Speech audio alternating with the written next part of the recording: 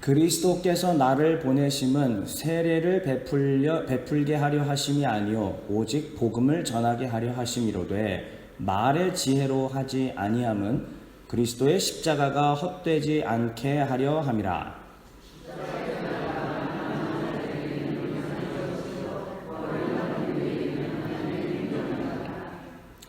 기록된 바 내가 지혜 있는 자들의 지혜를 멸하고 총명한 자들의 총명을 패하리라 하였으니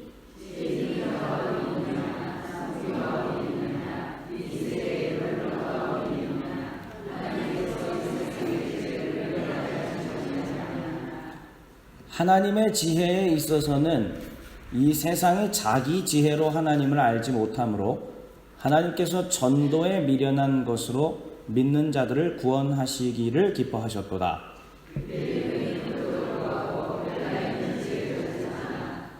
우리는 십자가에 못 박힌 그리스도를 전하니 유대인에게는 거리끼는 것이요 이방인에게는 미련한 것이로되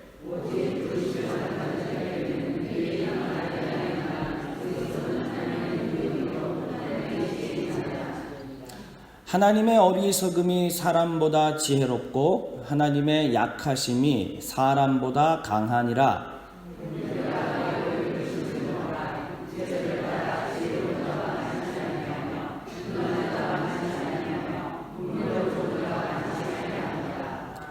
그러나 하나님께서 세상에 미련한 것들을 택하사 지혜 있는 자들을 부끄럽게 하려 하시고 세상에 약한 것들을 택하사 강한 것들을 부끄럽게 하려 하시며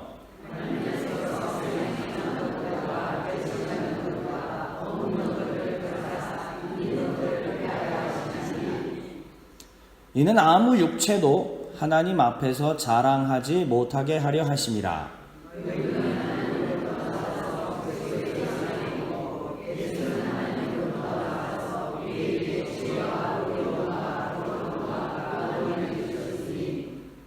기록된 바 자랑하는 자는 주 안에서 자랑하라 함과 같게 하려 함이라.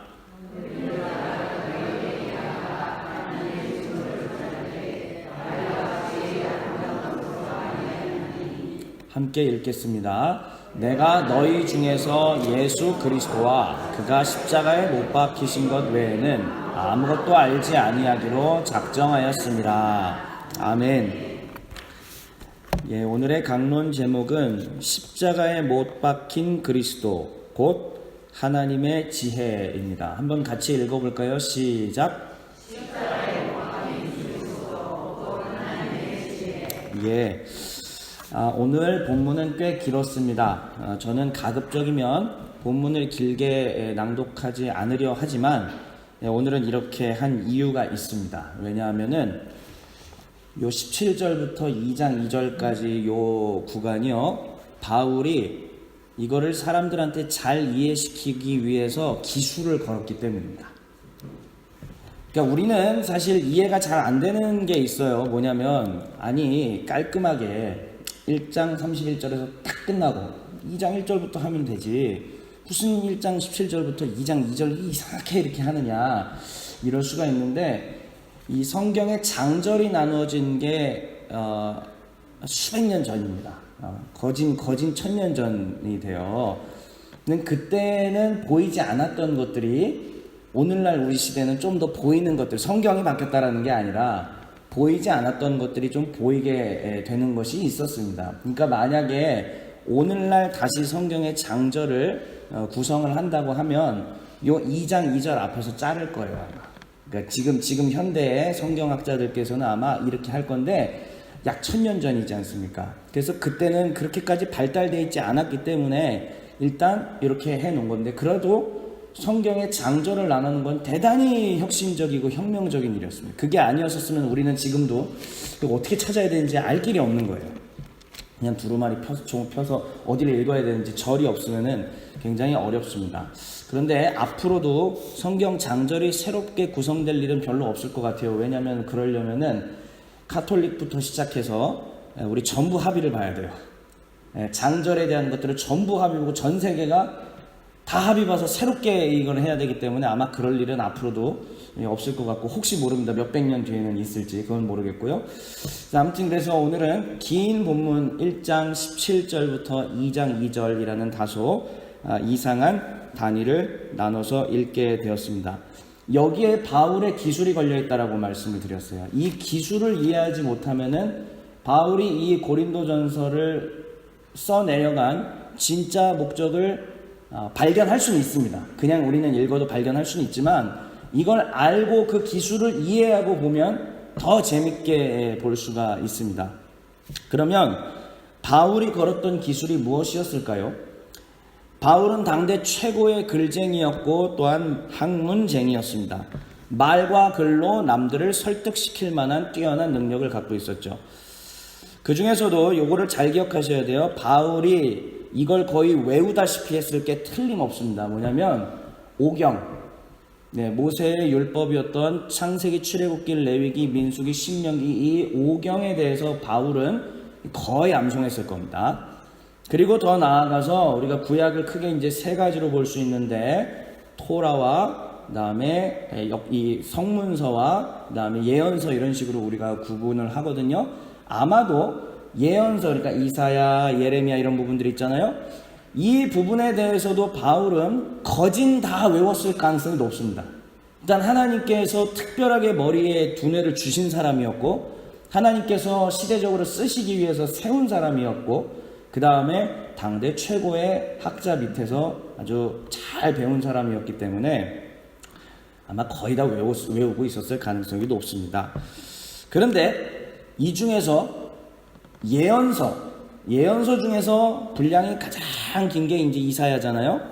이 이사야에는 이사야만의 이 전개하고 있는 기술들이 막 있어요.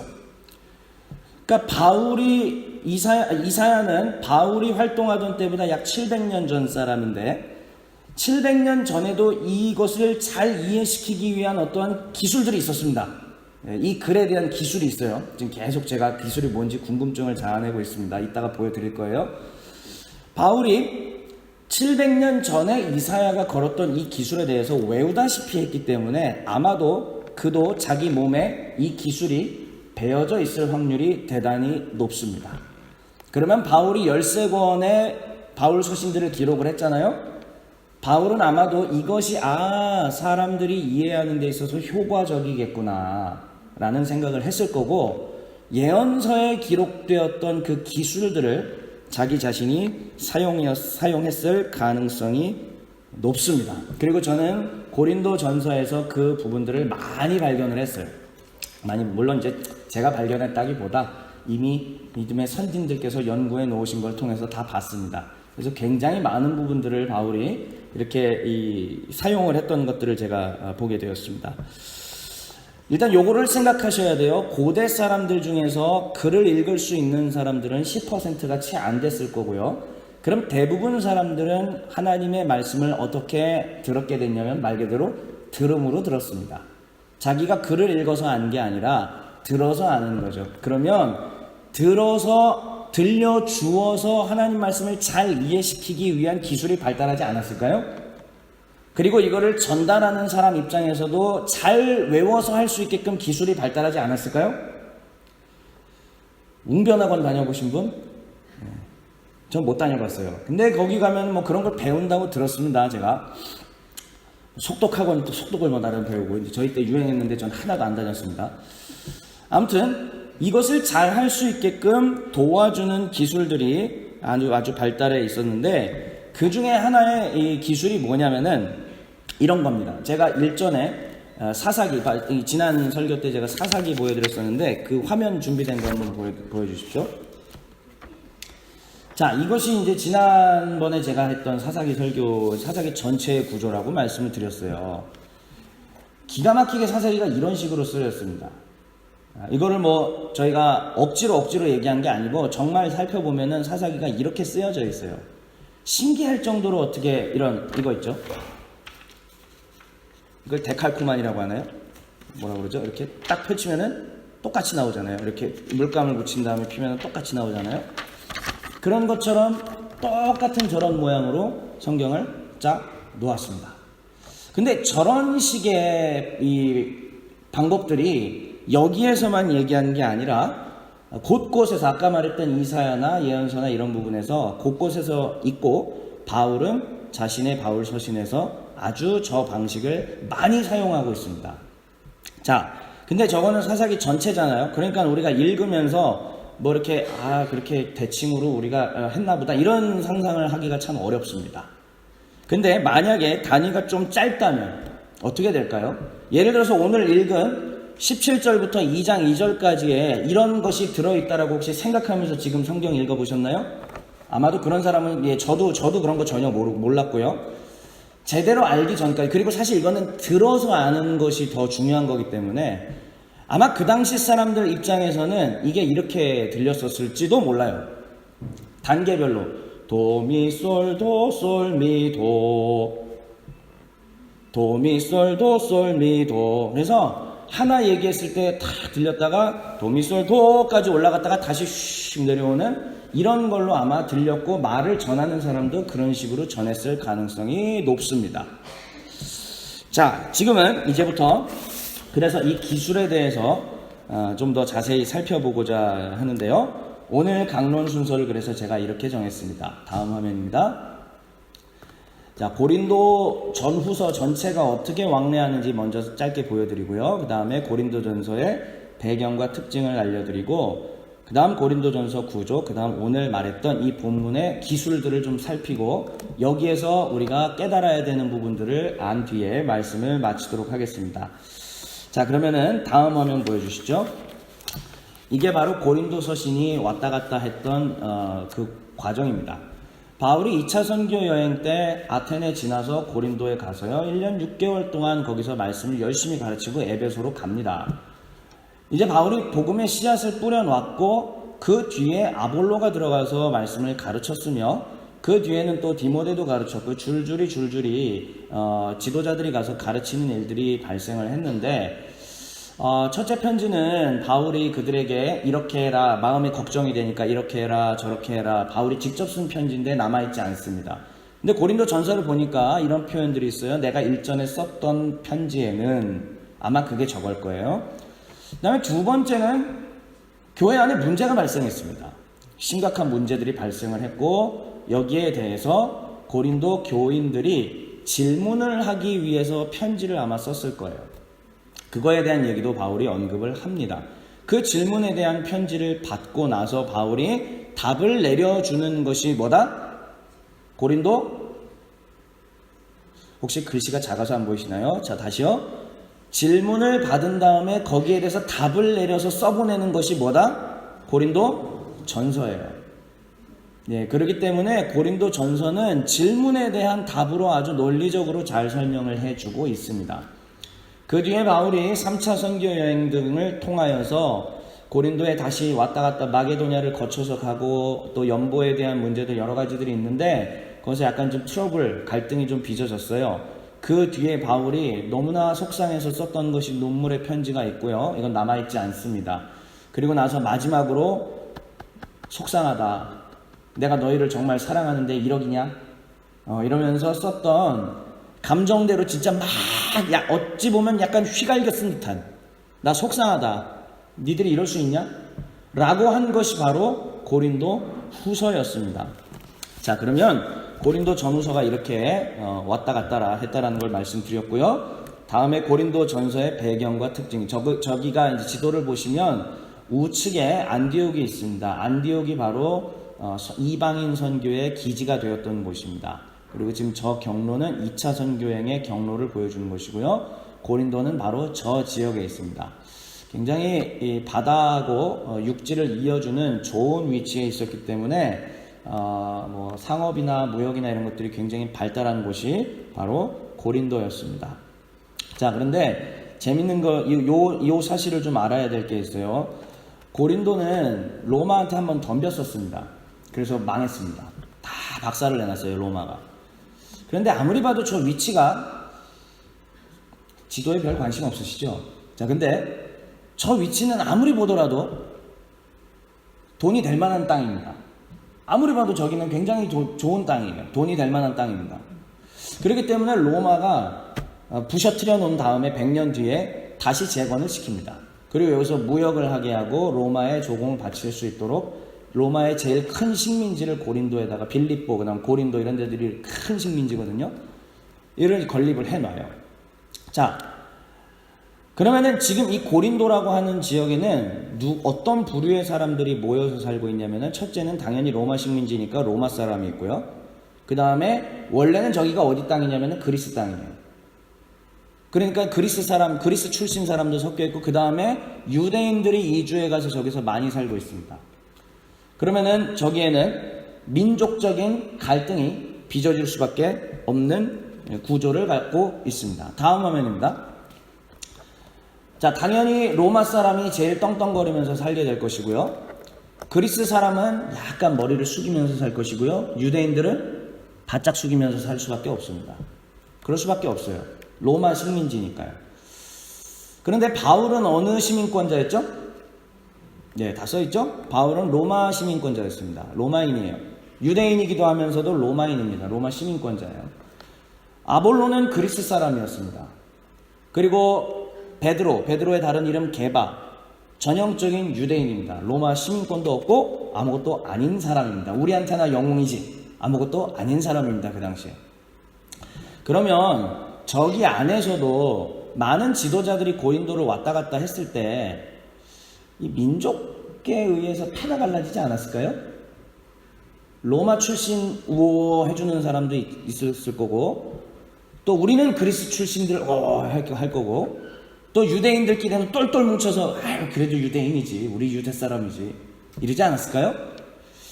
그래서 고린도에는 이와 같은 민족적 갈등이 발생되고, 이것은 마침내 바울이 떠나간 자 뒤에 고린도 교회가 이렇게 4분 5열되게 하는 발단이 되었습니다. 다음 그림입니다. 보시면 고린도 교회 내에 파벌이 생겼어요. 그래서 하나는 바울파, 또 하나는 아볼로파, 또 하나는 게바파, 또 하나는 그리스도파. 이게 대체 어떻게 된 건가? 그리스도파라며, 그리스도파. 자, 그러면 사랑하는 성도 여러분들, 제가 질문을 한번 던져볼게요. 바울파, 아볼로파, 게바파, 그리스도파로 나눠지게 된 것은 바울하고 아볼로랑 게바랑 예수님이랑 싸워서인가요? 바울이 팔을 만들었을까요? 아볼로가 팔을 해서 교회에 찢었을까요? 그럴 리가 없죠. 그럴 턱이 없죠. 그러면 지금 저 너머에 누가 있는 거죠? 쥐고 흔드는 어떤 사람들이 있는 거예요, 지금. 말은 바울파지만 바울의 이름 뒤에 숨어서 이렇게 쥐고 흔드는 사람이 있는 거고, 아볼로 뒤에서 쥐고 흔드는 사람이 있어요. 게바 뒤에 숨어서 이렇게 하는 사람이 있고, 그리스도는 이제 좀 설명할게요. 그럼 아무래도 인종적인 문제가 좀 있지 않았을까요? 왜요? 다인종 교회잖아요. 지금 로마인도 있고 그리스도인도 있고 그리스인도 있고 유대인도 있잖아요. 또 다른 나라 사람이 있었을 수도 있죠. 근데 여기에서 저런 식으로 패가 갈렸다라고 하는 것은 뒤에 누군가가 있습니다. 오히려 바울이 지금 변호해 주는 거예요. 글로의 집 편으로부터 이 편지를 받았단 말입니다, 지금. 근데 만약에 바울이 고린도 전서에다가, 예를 들어서, 뒤에 숨어있는 암흑의 그 사자가 박재엽이라고 치겠습니다. 야, 박재엽, 너.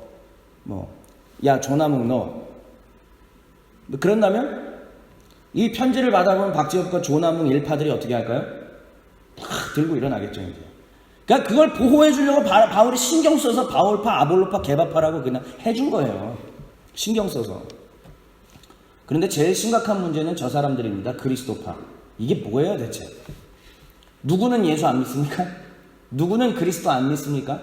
그런데 여러분, 이건 비단 고린도 교회의 문제가 아니고요. 오늘날도 얼마든지 있는 이야기입니다. 우리 가슴에 손을 얹고 생각해 봐야 돼요.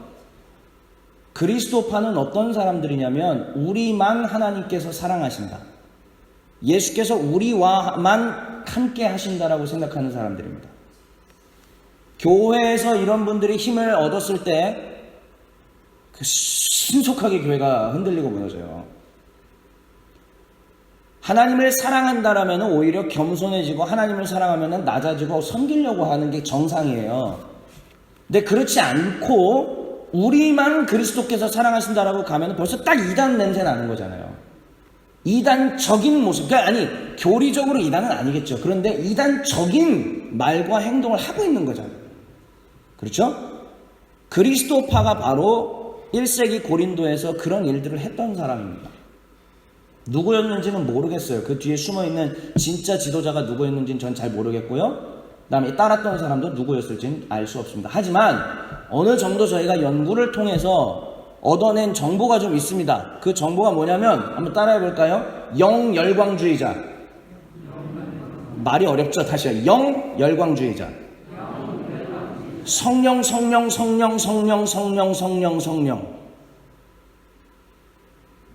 제가 S교단 출신이라고 말씀드렸죠. 시옷교단. 성령 불러 이거 하던 곳에서 이제 나서 자라서 살아왔어요. 방언을 받으면 레벨이 올라갑니다. 방언을 못 받으면 레벨이 그냥 낮은 수준으로 머물러 있습니다. 통변의 은사를 받으면 저 하늘 위로 올라갑니다. 못 받으면 낮아집니다. 환상이라도 한번 보면 갑자기 머리 꼭대기로 올라가게 돼요. 이거를 추구하는 것은 뭐 그렇게 나쁜 건 아닙니다. 하나님이 영적 은사를 주시니까요.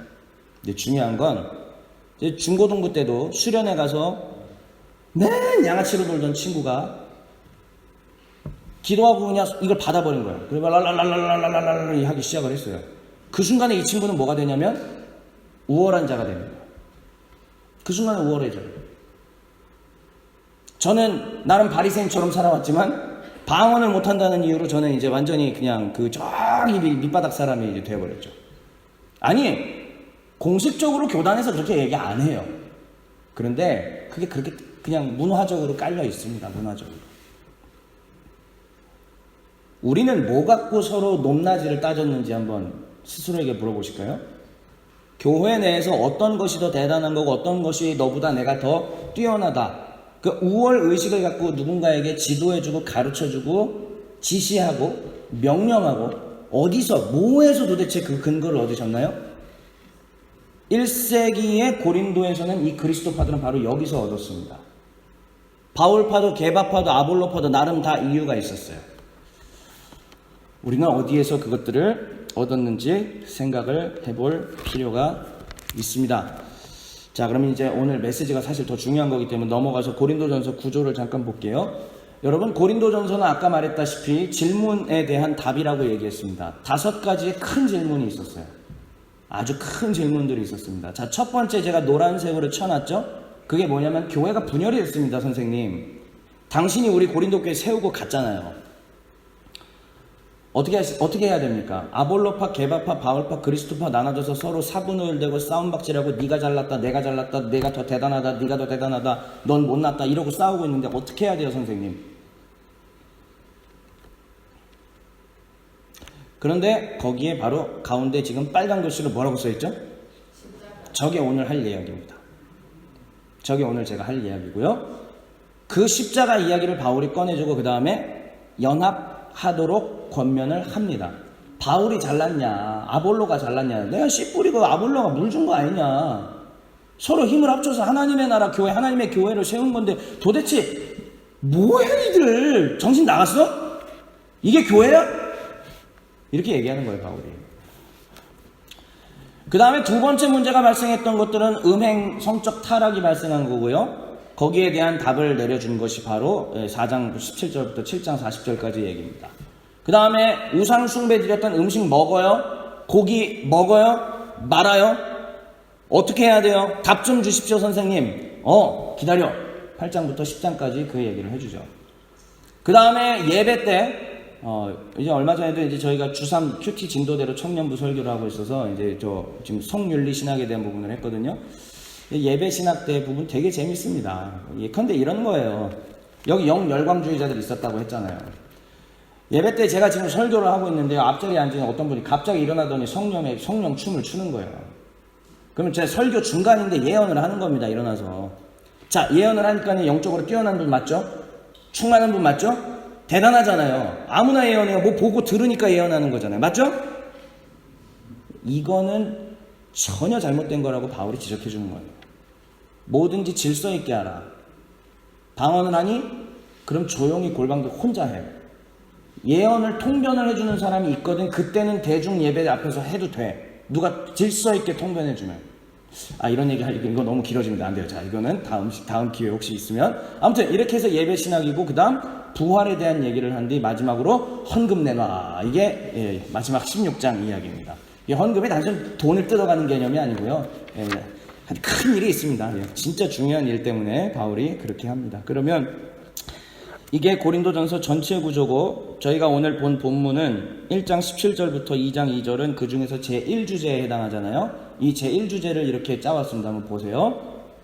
자, 지금 바울이 건 기술을 대로 제가 지금 여러분들한테 기술을 걸고 있습니다. 밭다리, 들배지기, 안다리 다 걸고 있는 겁니다. 넘어오시기 바랍니다. 바울이 도대체 어떤 거를 알려주려고 하는지 잘 보시면 돼요. 자, 1장 10절부터 16절까지 뭐에 대한 얘기냐면은 교회 내 문제점, 분쟁, 세례는 누구 이름으로 주었느냐 이렇게 얘기를 하는 거예요.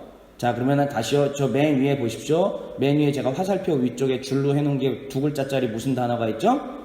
분쟁. 4개의 파로 나눠져서 지금 분쟁하고 있는 상태인데, 바울이 얘기해 주는 거는, 자, 4단락의 네 번째에 보면은 그리스도인의 하나 되는 얘기하고 있어요. 분쟁이 있으니까 하나 될 것을 얘기하고 있는데, 그러면은 그 사이에 껴있는 게 왜 그렇게 해야 되는지에 대한 바울의 논리예요. 하나님의 지혜와 능력이 뭐냐? 십자가다. 고린도의 지혜와 능력은 뭔지 아세요? 고린도의 지혜는요, 웅변수를 써서 남을 이기는 거예요. 자, 고린도에서 내가 태어났어요. 그러면은 마치 제가 이 땅에 태어나서 입시를 치르고 학원을 다녀서 수능 봐서 좋은 대학 가려고 발버둥 치며 살아왔잖아요. 저희도 똑같은 거예요. 고린도에서 나서 자랐으면 해야 되는 게 있습니다. 뭐냐면 열심히 좋은 스승님 밑에서 과외비 갖다 바치면서 배워서 말로 남을 이기는 거. 그거 하면은 높은 사람이 나 고용해줘요. 데리고 다니면서 자, 싸워. 네가 이겨. 해주죠. 그럼 먹고 살 길이 보장되고 내 가족 먹여 살릴 수 있고 잘 될 수 있는 거예요. 그게 출세의 비결입니다. 고린도의 지혜는, 고린도의 능력은 무엇인가? 남 짓밟아 이기는 거예요. 그런데 하나님의 지혜와 능력을 바울이 알려주는 겁니다. 하나님의 지혜와 능력은 무엇인가? 따라합시다. 십자가. 죽으라는 거죠. 죽는 거예요. 기독교는 자기가 죽는 겁니다. 싸울 이유가 없어요. 못 지니까 싸우는 거예요. 못 지니까. 절대적인 진리의 문제가 아닌 부분에 대해서는 싸우면은 아직도 안 죽은 겁니다. 언제든지 다시 고린도 교회처럼 분열될 그 모든 가능성들을, 그 씨앗들을 다 그대로 두는 거예요. 묵은 누룩을 내어 버려야 되거든요. 근데 누룩이 가득해가지고 여기서 잠깐 누룩을 조금 떼내는데 아직도 그냥 누룩이 그냥 있어요.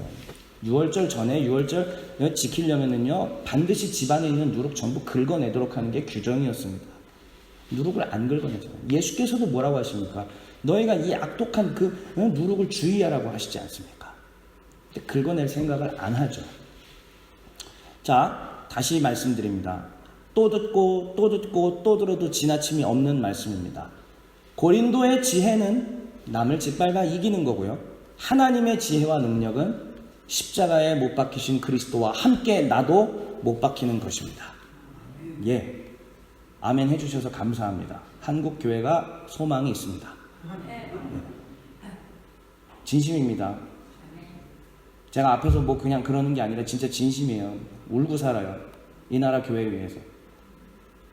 지는 모습이 안 보이니까. 교회의 웃음이 사라지니까. 저희 세대들은 다 SNS 하잖아요. 소셜 네트워킹.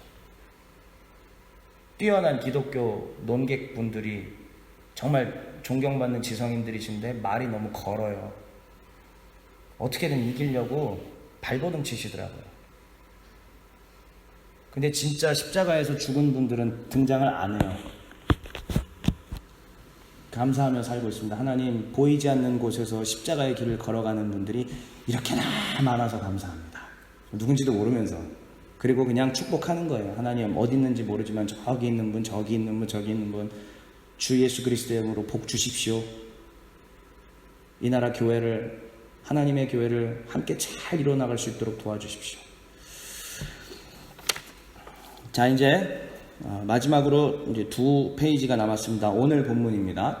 자, 이제 이 1주제까지 우리가 봤고요. 1주제에서 오늘 본 1장 17절부터 2장 2절은 이런 구조로 되어 있습니다. 이 다음 화면이 좀 많이 놀라실 건데 이해해 주십시오. 그건 복잡해요. 근데 일단은 그 복잡한 거 들어가기 전에 여기서 마음을 살짝 안정시켜 드리는 겁니다. 보시면 바울이 참 신기한 사람 아닙니까? 저렇게 기술을 걸어요. 희한하잖아요. 자, 보세요. 지혜로운 말, 고린도의 특징이에요. 이 여기서 말하는 지혜로운 말은 고린도의 어떤 말로 누구를 이기는 기술이에요. 기술. 지혜 있는 자, 그리스의 철학대로 그것을 따라서 하는 그런 사람입니다. 그런 사람은 적합하지 않다라는 얘기예요. 아니, 교회 안에서 그럼 똑똑한 사람이 있으면 안 돼요. 아이, 누가 그러래요. 그게 아니라 똑똑하면 똑똑할수록 십자가에 더 가야죠. 그런 이야기입니다. 다 이해하시죠? 무슨 말인지 이미 충분히 알고 계시리라고 봅니다.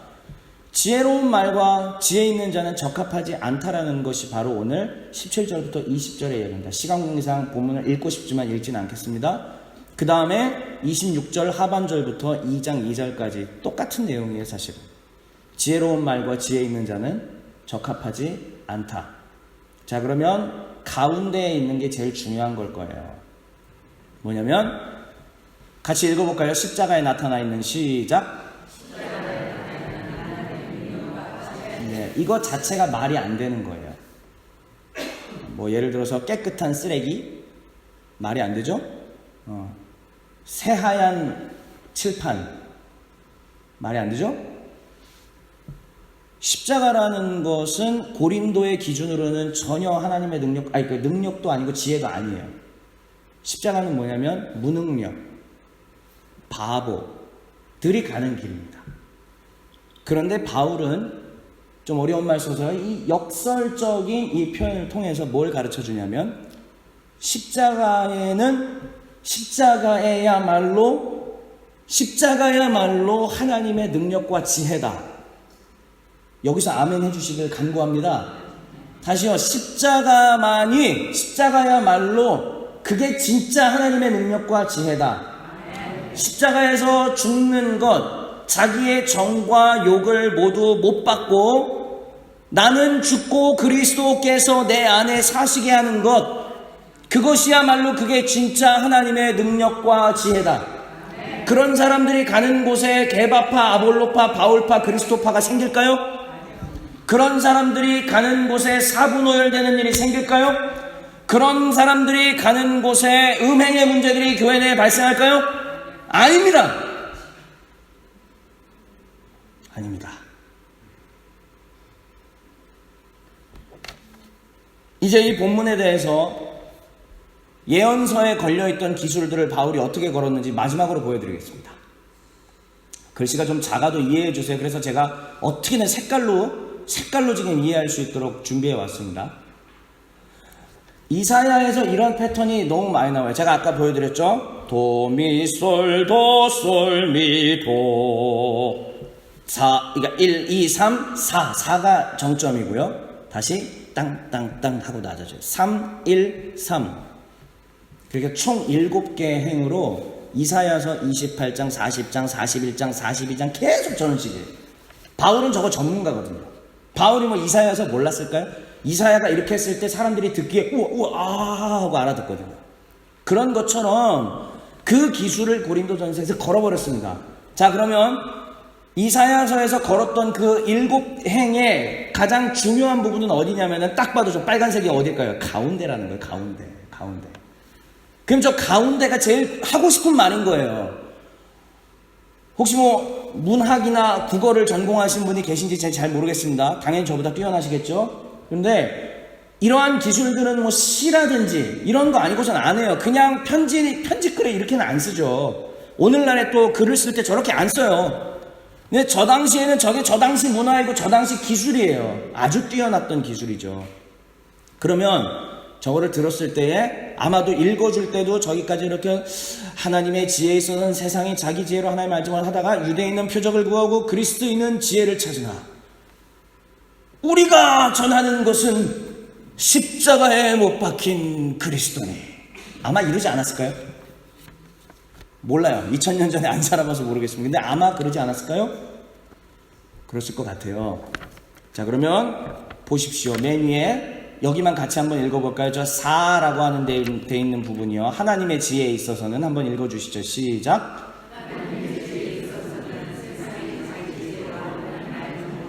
네, 하나님의 지혜에 대해서 얘기하는데 세상은 고린도의 방법으로는 하나님을 알 수 없다는 거예요.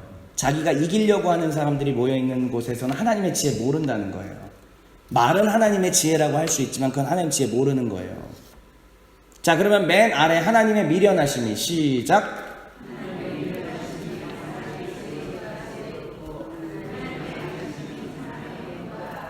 네, 세상이 자기 지혜로 하나님을 알려고 해도 알 수 없고요. 근데 맨 마지막에는 하나님의 미련하심이 사람의 지혜보다 지혜롭다. 네, 누구를 따를 거냐 이 얘기예요. 그렇죠? 자, 그 다음에 하나님이 5번 5라고 되어 있는데요. 하나님의 전도에 미련한 것으로 시작.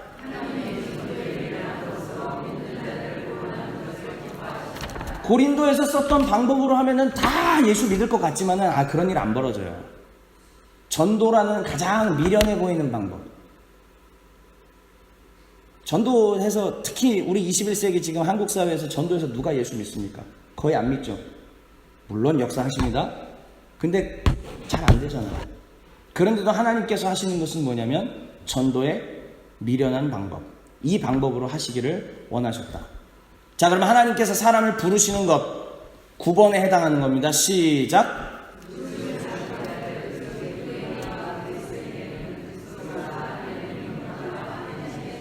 전도에 미련한 것으로 전달되는데 그 전도에 미련한 게 뭐냐 이거예요. 그리스도가 하나님의 능력과 지혜다. 이 사람들아. 기술이에요. 바울의 철저한 기술입니다. 아주 세밀한 기술이에요. 자, 그 다음에 6번에 해당하는 겁니다. 유대인은 시작. 8번 곧바로 시작. 예. 그러면서 이제 드디어 대망의 정답이 왔습니다. 바울이 하고자 하는 진짜 메시지가 나왔습니다. 7번 빨간색. 눈에 잘 띄죠? 시작.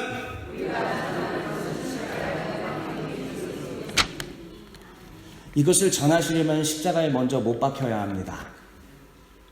죄송합니다. 젊은 놈이 이렇게 얘기해서 참 죄송합니다. 십자가에 못 박혀야 합니다.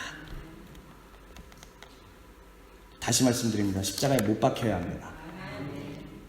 자랑하고 싶은 거, 잘난 척이 자랑이네요. 남들을 위에 있고 싶은 거,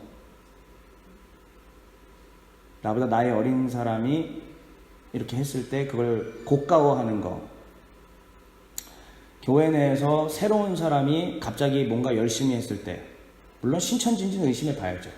근데 그거 말고 내가 이 교회 터줏대감인데 저 갑자기 굴러 들어온 놈들 뭐지? 이런 게 많이 봤어요. 돌아다니면서 제가 어떻게든 화해시키고 나왔습니다. 그게 십자가의 지혜니까. 교회가 이걸 깨달으면 복입니다. 교회가 이걸 깨달으면 복입니다. 교회가 깨달으면 복입니다.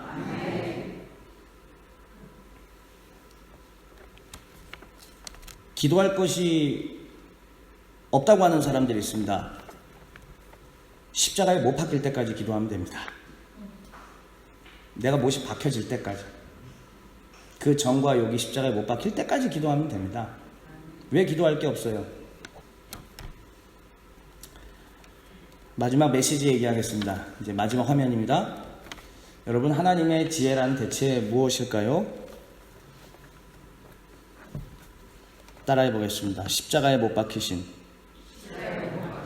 그리스도를 따라가는 것. 길법교회 우리 수요기도에 오신 사랑하는 성도님들께서 이것을 결단하시고 즉시 실천해 주시면 하나님의 나라가 임할 겁니다.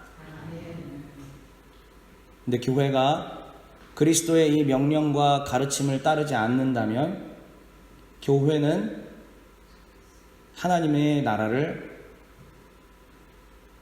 붕괴시켜 버릴 겁니다. 길법교회는 어느 길에 서야 할까요? 답은 정해져 있지만 잘 안 되는 부분들이 있죠. 그게 바로 붙들고 기도해야 되는 겁니다. 네.